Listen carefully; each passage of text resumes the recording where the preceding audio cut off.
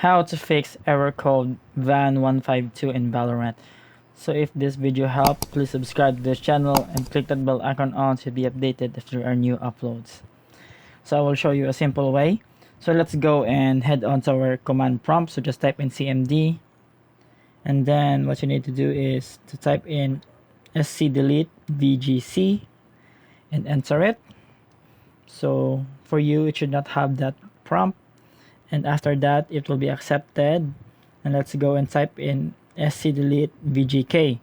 So after that, some processes from the Riot Vanguard will be deleted. So let's go to our file explorer here and go to our local disk where our Valorant is installed.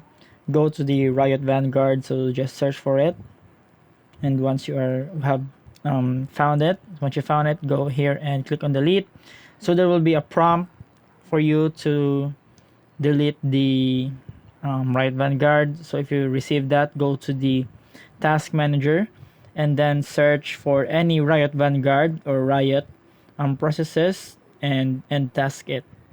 And after that, what you need to do is head on to your Valorant application.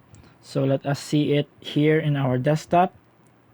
So I'll just turn it on, and after that I will let us find the Valorant application here on our desktop. Once you find it, click on the right click on it and run it as administrator, and this should fix the problem of VAN code. So I hope this tutorial helps. Thank you for watching.